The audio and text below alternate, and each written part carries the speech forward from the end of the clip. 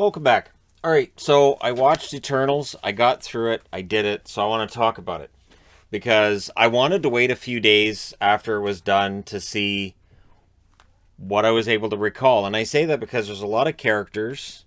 There's not a lot of time spent with any of the characters. It's not a particularly exhilarating movie either. And there's a lot of things that, I mean, what is science, I guess? Because it certainly wasn't in this movie. Eternals. So I understand, like, Marvel wanting to do something different, right? And it's definitely different. But sometimes different isn't always the best way to go with it. And I think where the issue now lies with Marvel is there's just too much. I honestly think there's too much. And what started out with this really good Iron Man movie that was everything you could ever want in an Iron Man movie has become noise. So with the pandemic, people are going to the movie theaters less. And I think what it's done is it's backed up Marvel movies too, because these have to be in theaters, right? And Eternals, there were rumors of it having problems before it came out. And I think it's a tough storyline. And part of it is there's always been this comparison between Marvel and DC. Marvel heroes are generally humans from Earth, which sounds weird until you think about the DC villains and heroes and how many of them are aliens. How many of them people can't really identify with.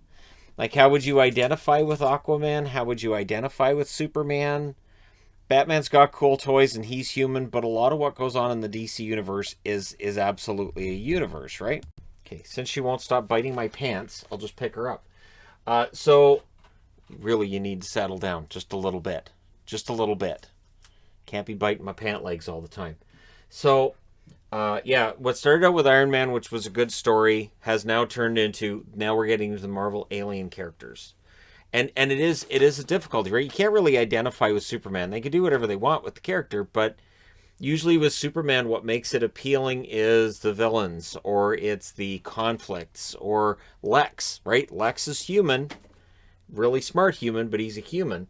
And I think what's going on now with Marvel, where they're going more into the space characters and everything, which is fine, but I think it's going to lead to less at the box office. And honestly, when it's a movie every few months, which it looks like we're going to see, and then you've got all the series on Disney Plus in between, you're not really letting people miss you.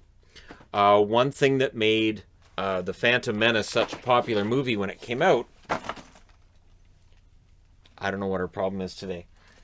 Seriously, I don't know what your problem is today. Hey. You're being rude to the internet.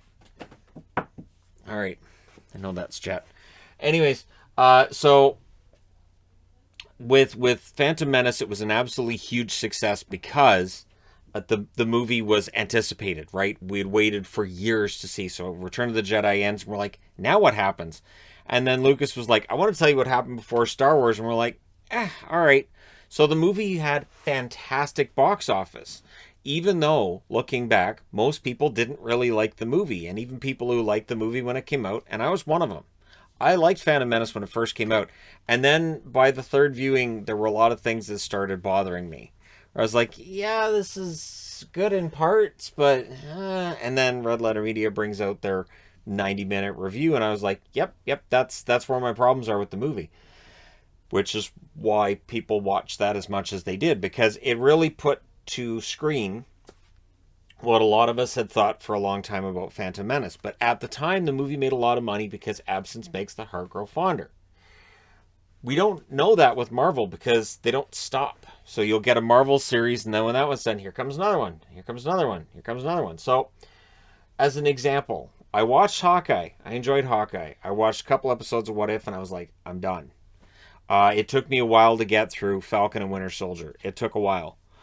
I enjoyed Loki. I got through Loki, no problem. I enjoyed waiting up for Loki. But there's a burnout, right? Like for right now, there's the Boba Fett series. I've still only watched the first episode. I kind of feel like I'm burned out on Marvel and Star Wars at this point. Because there's only so much of that before I'm like, I need a bit of a break here. So with the Eternals, I had no interest in it when it came out. So what do we get with Eternals? You get these beings that have been around for forever, and they're helping protect the Earth from deviants. Which, when you get into the lore on how the deviants are created, and how the Eternals are there to protect humans, it doesn't make a lot of sense. And this is where I know people will say, well, that it's just following the comic. Not every single decision made in a comic book is a good decision.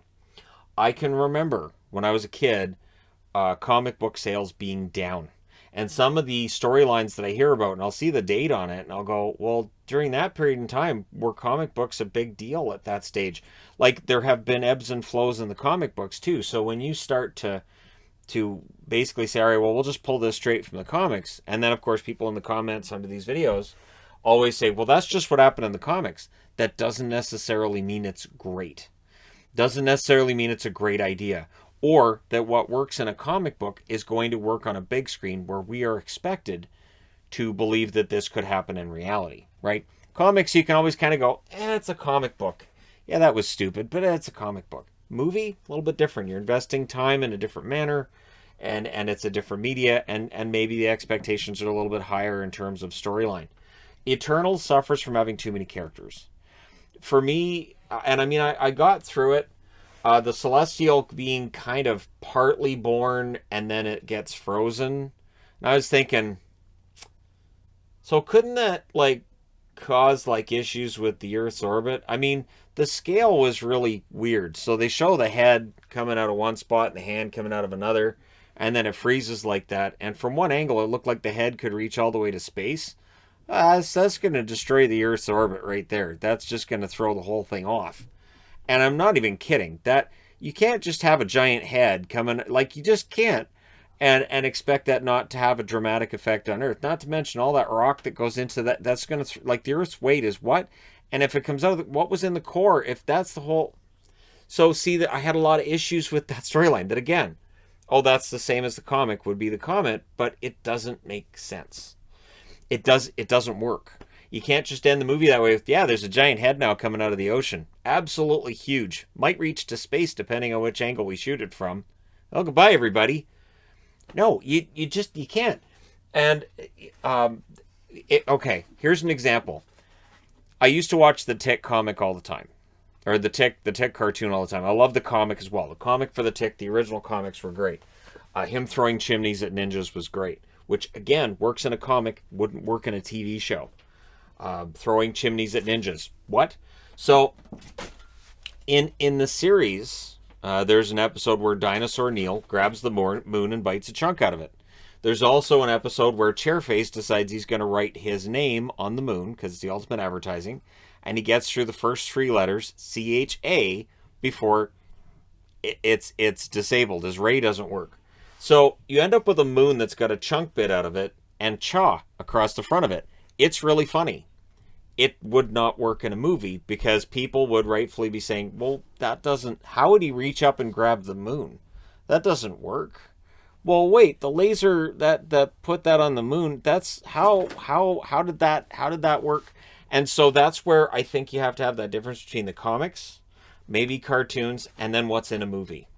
And so for Eternals, there was a lot of stuff I saw in this movie that I thought, I don't know that this works. The whole Celestials idea. There's these Celestials, and they're born from inside of a planet. Apparently, it's the only way you can birth them. And so then they create a whole bunch of systems, or they create galaxies. It's really kind of vague on what they do. Other than, they create stuff. Which, of course, the astronomy nerd in me goes, new galaxies are not being created currently. So, unless you look far enough out into space, in which case you're looking back in time, and nobody's ever seen this giant robot-looking thing building a galaxy. It's weird. It's weird. And I was like, they all look the same. Who names them? Why? Why are we doing this? Why are we making it so now that the entire universe was created by... Why are we bringing that into Marvel canon? Because where this starts is Tony Stark, as a billionaire, being kind of weird and a womanizer, and having this really kind of cool suit that helps him fly around and shoot bad guys. That's where we start. Now we're into this. The universe started here, and these guys are creating planets, and this thing's going to come out of the middle of the planet. It's going to blow everything up, and it's like, man, this is. And it gets to be a bit of a tough watch. I was kind of surprised I got all the way through it. I'm being completely honest. I thought that, like, and what drives me nuts too is that it's vague enough where it'll give you part of the plot, but they're like, well, we can't give you the whole plot because we're going to shock you at the end, and then you get the twists at the end, and you go, well, yeah, I can tell he's a bad guy. I can tell he's a bad guy from the start of the movie. Oh, what a surprise! He betrays them. I could tell. They don't hide it very well. And then you get the mid-credit scene, which sets up, I guess, Eros and whatever's going to happen there. I'm guessing that'll be addressed in a future movie that's being made or has been made in its post-production. And then you get into the post-credit scene where they set up Black Knight, who doesn't show up anywhere in the plans. Anywhere. And this is where the movies really start to drive me nuts, is now these mid-credit and end-credit scenes, which I used to get really excited about. I don't care. I don't. To me, the end credit scenes initially in the original run were about setting up Avengers. This is the next setup for Avengers. Now it's just, hey, here's like a micro trailer for a movie we might make later. It's completely different. And to me, they're just kind of, I think they're just there for the sake of being there. I don't think they do anything else. Like Dane. Dane's there, and I found out something complicated about my family history too. And then, he's going to be the Black Knight. But for me, who didn't know who the Black Knight was, at the end when Dane's like, yeah, so there's something complicated about my family, and then everything just falls apart and Cersei's gone and everything, I thought, what was the point of that entire storyline? What was he talking about? So unless you stay for the end, and even if you watch that post-credit scene, you might still be saying, what? So he's Jon Snow after all? Like, and that's the thing. That's where I think these movies lose people a bit. Eternals did not turn a profit. The discussion of whether or not there'll be a sequel, I don't think there will be. But I don't even know where you put a sequel if they tried. And I don't know that they're interesting enough characters to drive anything further beyond that movie. And that includes Cersei, who they tried to make an interesting character, but I didn't think it worked. Kingo might have been the only one that I found interesting. The Bollywood stuff, that was fun. His character was fun. His was very much a Marvel character, and so he didn't feature in the movie very much. They were much more focused on Icarus and Sprite and Cersei rather than the really interesting Bollywood guy, who was a lot of fun. A lot of fun. And, yeah. But yeah, so I guess we'll see where they go with it. I mean, you have, obviously, Iron Man. They're going to do the Ironheart thing. Thor was really well written when they did the Thor movies. I know people didn't like Dark World much, but Thor's been an entertaining character because Chris Hemsworth made that character his own. Hulk will never work as a movie. I think if they were going to do Planet Hulk, they would have done already. I think with Thor Ragnarok, we saw as close to Planet Hulk as we're going to get. Ant-Man, it works because Scott works as a character. The only problem is once you get past the origin stories with some of these characters, I don't know that there's enough there to drive future movies. Captain America, now that it's Falcon, we'll see, right? So I know he's taken on the mantle of Captain America, and he's Captain America, but it's a different character, and it's a different actor playing it. So we'll see whether or not the next movie is as successful. Hawkeye, there's likely to be a season 2 for Hawkeye, I guess. Lady Hawkeye will be a thing. The funny thing is, people talk about Young Avengers. Well, they're going to do Young Avengers. Okay, well, we're up to the end of 2024, and there's nothing here. We're just starting 2022. So this is part of the problem of them having so many movies and series in getting ready to be put out, that there just isn't time. And with movies, it's important to make sure you don't have too much time between the sequels, because that'll hurt your box office. That's been shown throughout history. Other than when you create that need, right? Like I said with Star Wars, there was that need. Star Trek, when they rebooted Star Trek, it had been long enough that when you rebooted Star Trek, there was a lot of interest in Star Trek. Guardians worked because it was very well written, it was tongue-in-cheek, and it was different. And Spider-Man is Spider-Man. He will work. As long as you have a half-decent script and a good actor playing the role of Spider-Man that's believable as Peter Parker, it will work. Don't overstuff your movie with bad guys, and you're going to have a good Spider-Man movie. That seems to be the general idea. So May 6th, we get Doctor Strange. I'm really highly anticipating Doctor Strange. I intend to see that one in the theater. Summer, we get Miss Marvel, which is a series that's already generated a lot of discussion about casting choices and everything else. I don't know. Maybe I watch it. July 8th, we get the new Thor movie, which I absolutely am going to need to see.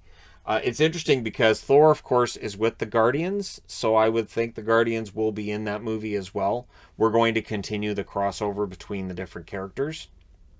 Like, I don't know, Civil War, right? So Captain America Civil War is an Avengers movie. It's just titled Captain America, but it's an Avengers movie.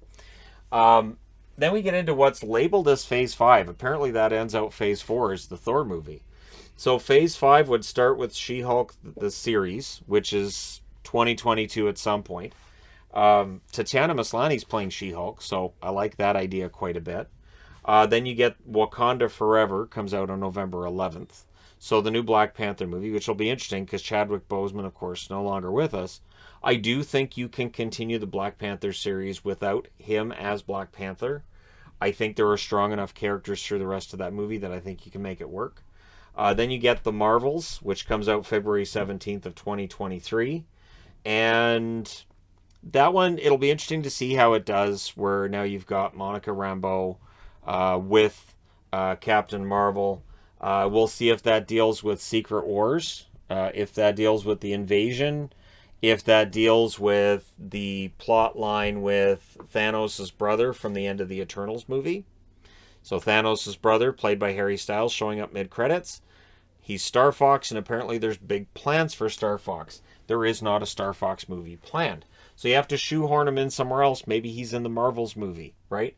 Then you get the Guardians of the Galaxy holiday special, holiday of 2022. I think that one's on Disney Plus when it comes out. Maybe Harry Styles shows up in that one too, right? So they could have that as part of Thor. I don't think so. But again, Thor's not on Earth, so does he bring back his world, or does he move his people to another world, or are they fine on Earth, or what's going to happen there? Then you get into Ant-Man and the Wasp: Quantumania, July 28th of 2023. Not 2028, we're not planning that far ahead, 2023. Get Guardians of the Galaxy 3, which is May 5th of 2023. So whatever happens in the holiday special, odds are it's going to be very tongue-in-cheek. It's probably going to have some Star Wars holiday special type stuff in it. Look for a musical number.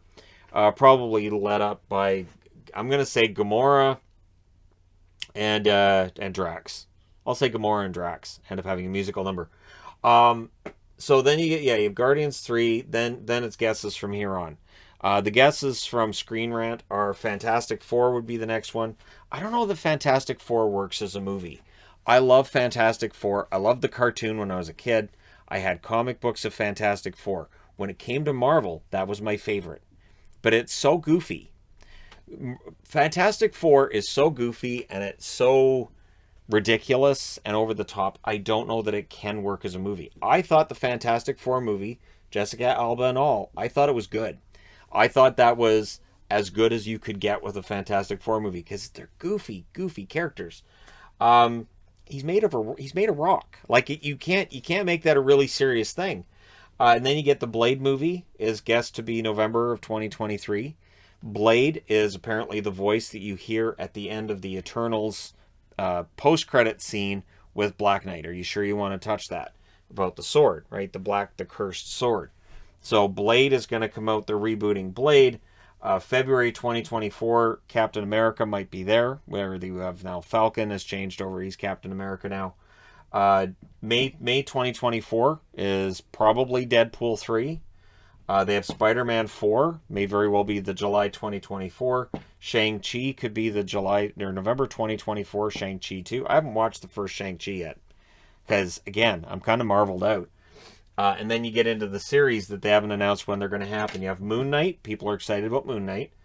Secret Invasion, which, of course, is the Skrulls.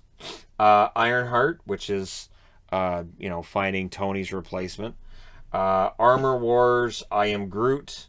And then you've got Echo as a series that they're having, so that's an offshoot of the Hawkeye series. Echo's gonna have her own series. Marvel Zombies. I did watch the What If with zombies. Yeah, the ending kind of ticked me off. I understand zombie things don't have happy endings, but the ending of Marvel Zombies kind of ticked me off just a little bit. And then Wakanda's listed as a potential series, and then there's a bunch of others too. I was like, I don't even know if I want to list them. It's so much stuff. It's so much stuff all the time. And I think with streaming services now, they're trying to make sure that we can't miss them.